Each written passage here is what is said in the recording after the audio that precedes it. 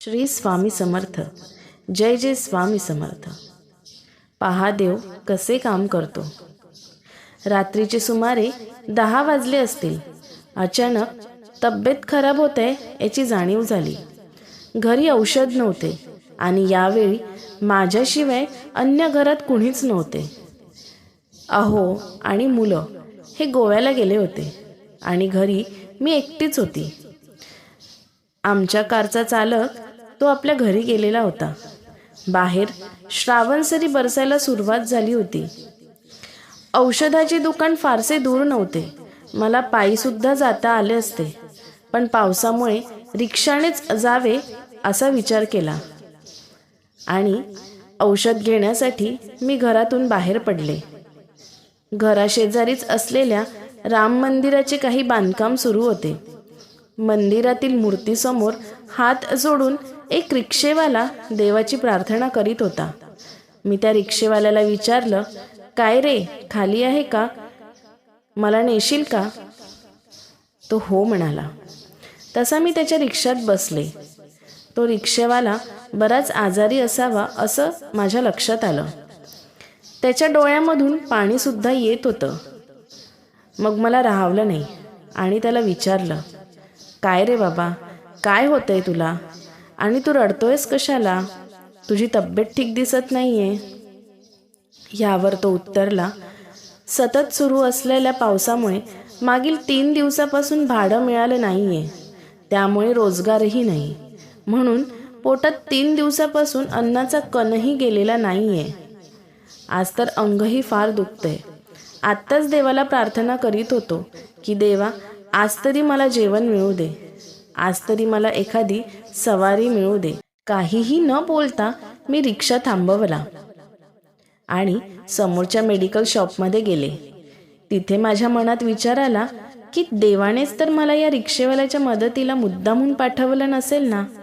कारण असं बघा की मला सुरू झालेला हा त्रास अर्धा तास आधी सुरू झाला असता तर मी माझ्या ड्रायव्हरकडून मला हवी असलेली औषध आणवून घेतली असती. मला बाहेर पडण्याची गरजच भासली नसती आणि हा पाऊस नसता तर मी रिक्षेत सुद्धा बसली नसती. मनातल्या मनातच माझ्या त्या मनातल्या देवाला विचारलं, देवा, मला सांगा, तुम्ही त्या रिक्षेवाल्याच्याच मदतीसाठी माझी योजना केली आहे ना? मला मनातल्या मनातच उत्तर मिळालं, हो. देवाचे आभार मानत मी माझ्या औषधांसोबतच त्या रिक्षेवाल्यासाठीही औषधं विकत घेतली. जवळच्याच हॉटेलमधून त्याच्यासाठी छोले आणि पुऱ्या पॅक करून घेतल्या आणि रिक्षात येऊन बसले. ज्या मंदिरापासून मी रिक्षा केला होता त्याच मंदिराजवळ मी उतरले आणि रिक्षा थांबवायला सांगितला.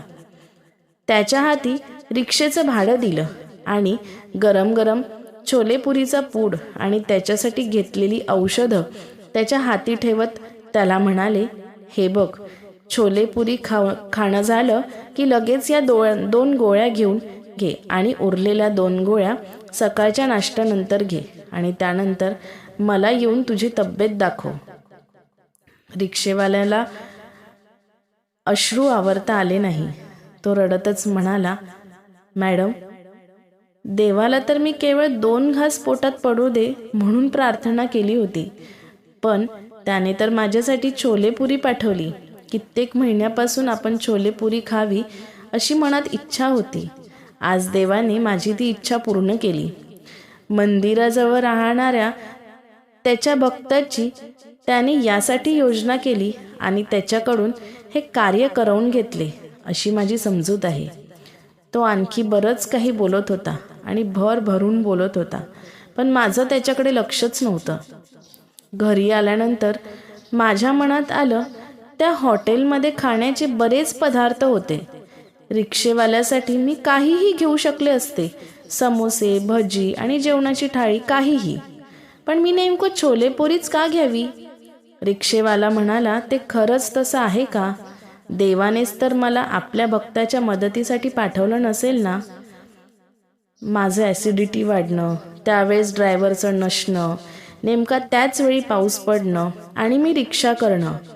तो रिक्षेवाला म्हणतो, त्याप्रमाणे दैवी योजना तर नसेल ना? जेव्हा आपण योग्य वेळी कुणाच्या मदतीसाठी धावून जातो तेव्हा त्याचा अर्थ इतकाच की आपण ज्याला मदत करण्यास उद्युक्त होतो त्याची प्रार्थना देवाने ऐकली आणि आपल्याला त्याचा प्रतिनिधी म्हणून किंवा देवदूत म्हणून संबंधित व्यक्तीकडे पाठवलेलं असतं.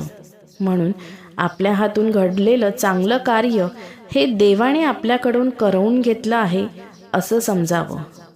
परब्रह्म सच्चिदानंद सद्गुरू श्री स्वामी समर्थ महाराज ब्रह्मांड नायक तोची एक समर्थ.